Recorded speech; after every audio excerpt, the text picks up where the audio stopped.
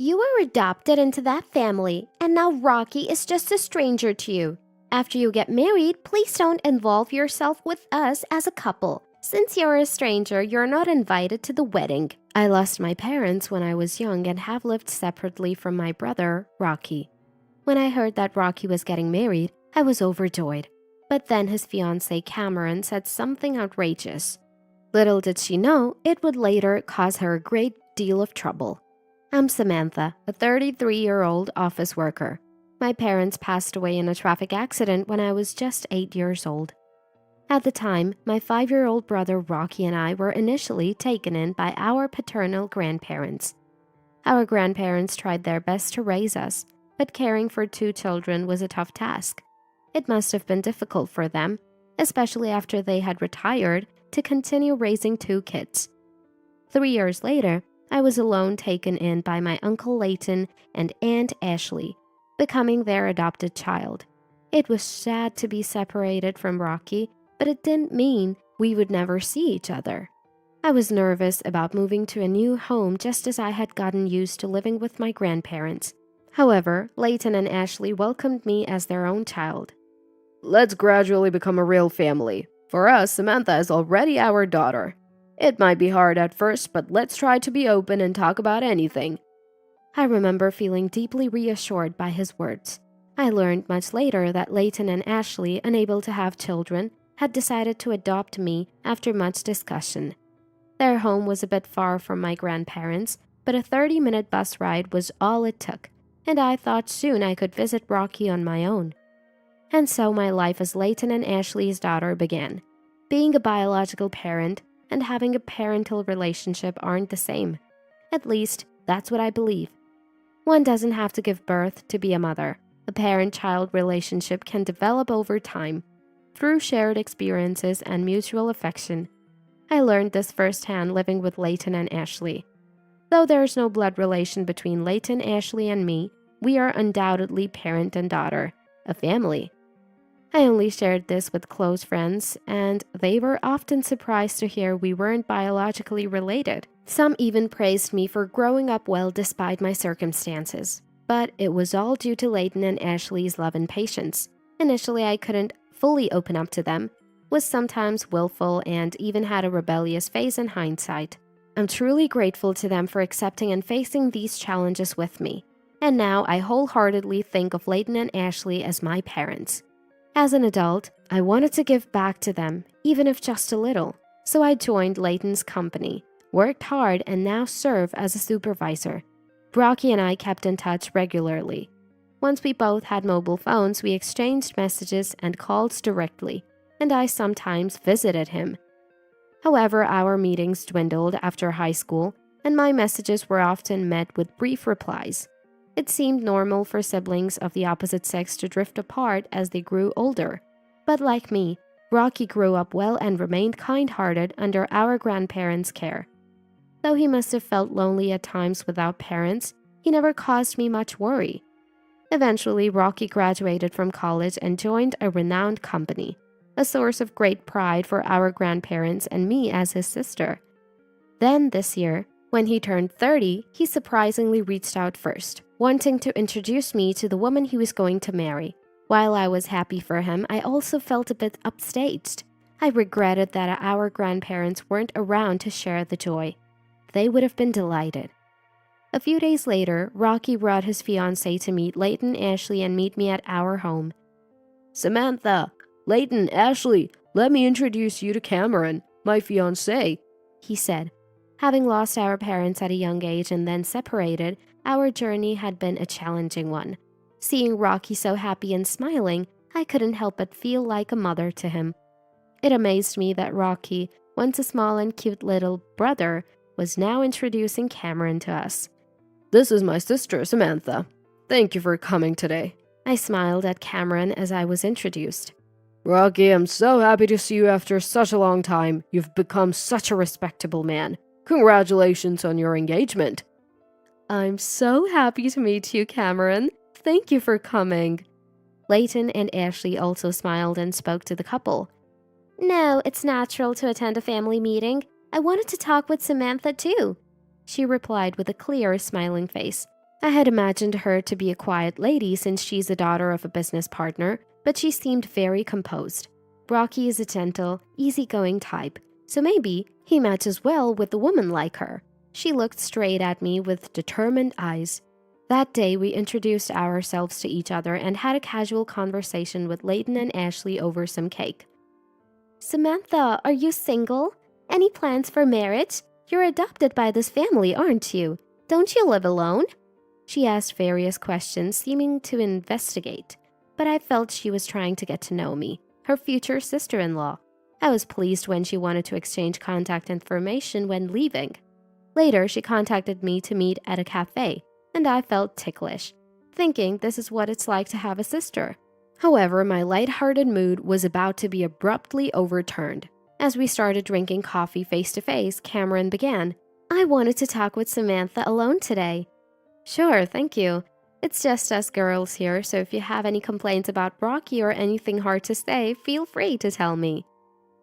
That's not what I want to talk about." Did she just sigh? I felt something off in the atmosphere and looked up, meeting her steady gaze. "There's something I want you to promise before we get married."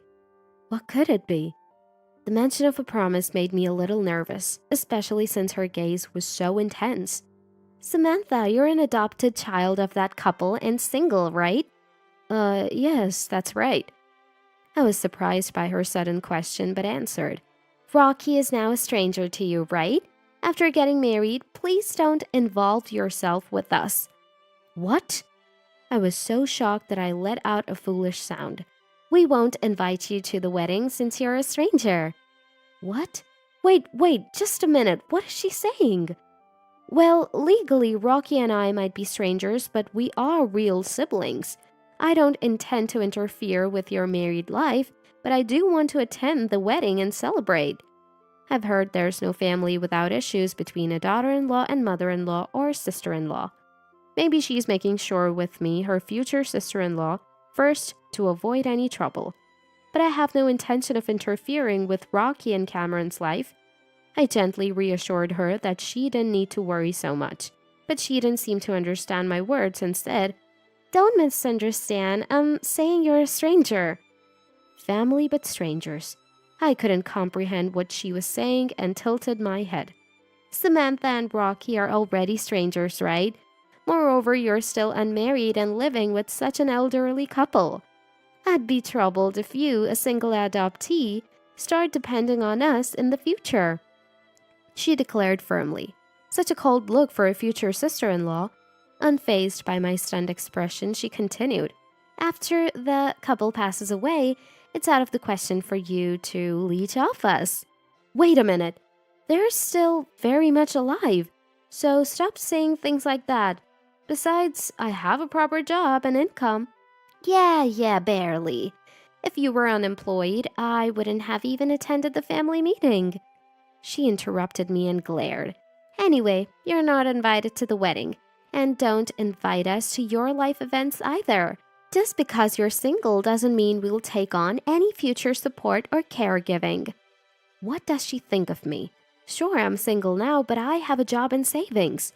Most of all, thinking about a family member's spouse in such a way, I felt dizzy. "I understand your feelings, but not even contacting about life events. I think Rocky wouldn't agree. Just because we've seen each other less as adults doesn't mean the family bond is gone." Despite being shocked, I replied firmly, "Well, I guess minimal involvement can't be helped, but please gradually become distant." Her casual words made me feel sad. I'm asking this for our happy married life.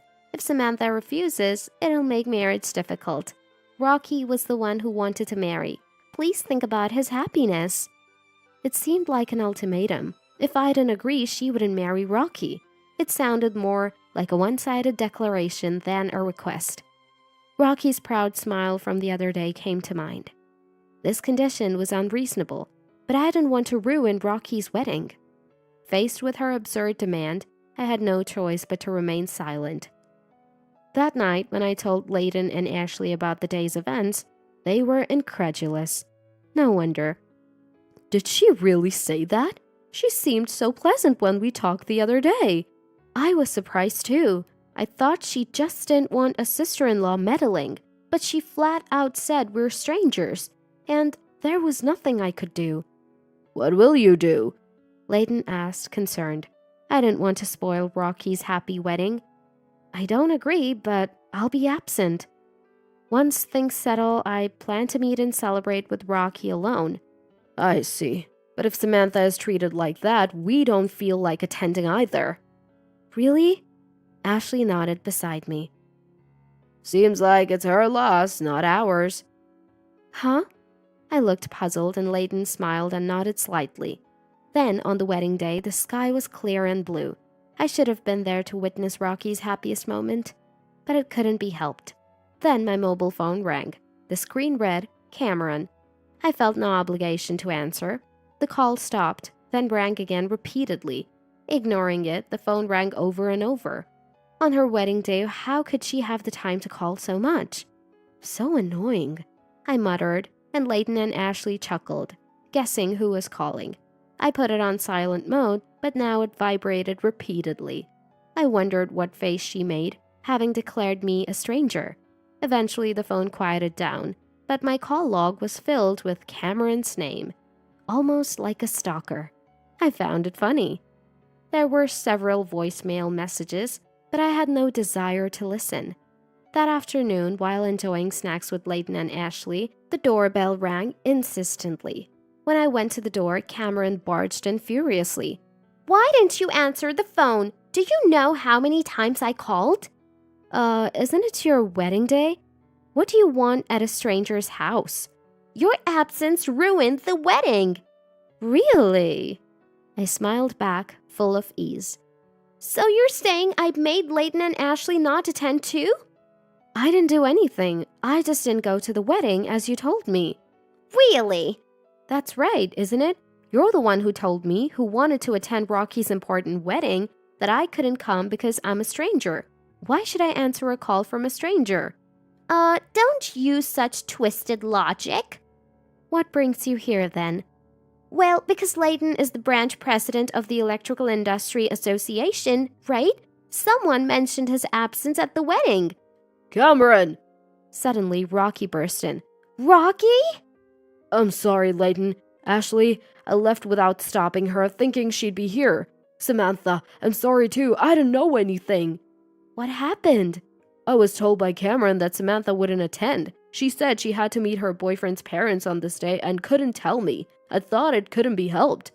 Huh.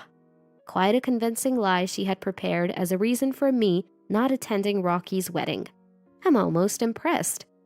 Then today, when attendees learned Layton was absent, they asked why the chief guest was missing. Someone close to Layton said because Samantha refused attendance, the branch president also did not attend. Moreover, Samantha is the groom's real sister. What does this mean?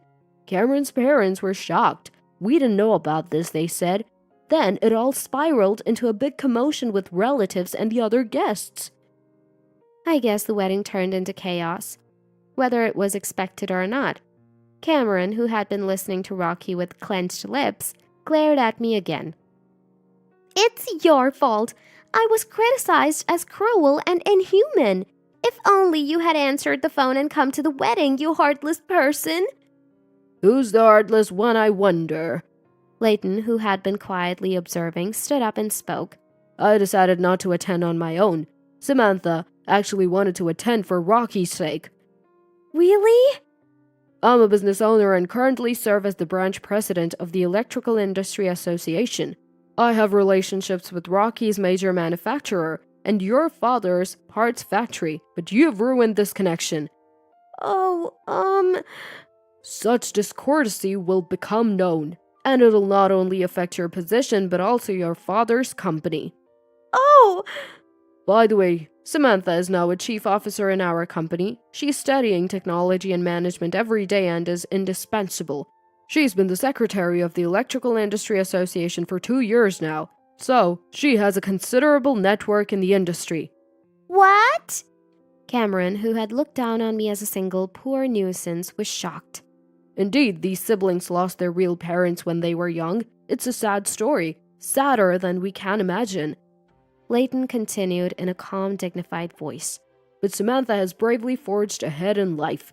You, who judged her unilaterally as an adoptee and single, are far more than foolish. Cameron had no comeback. She didn't have the words to argue with Leighton. She turned her anger back on me. This liar! If I knew this person was important and rich, I would have let you attend the wedding.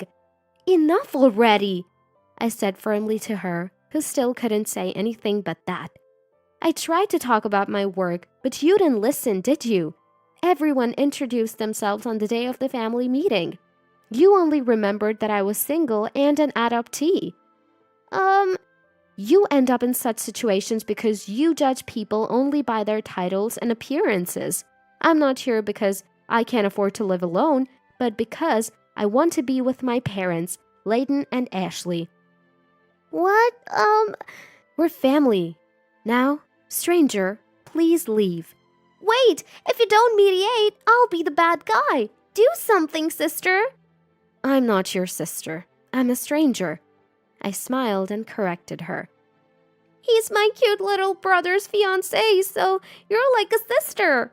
Stubborn, aren't you? Take responsibility for what you said. If you smooth things over, I'll take back what I said before. There's nothing I can do as a stranger. Wait, what? Then, goodbye. Wait, don't go like that! Come on, let's go. I still have a lot of questions for you. Cameron, still protesting, was forcibly taken away by Rocky. After that, Rocky and Cameron's wedding was called off midway, and Cameron was billed for the cancellation fees. She complained it was unfair, but her parents accepted it was their daughter's fault.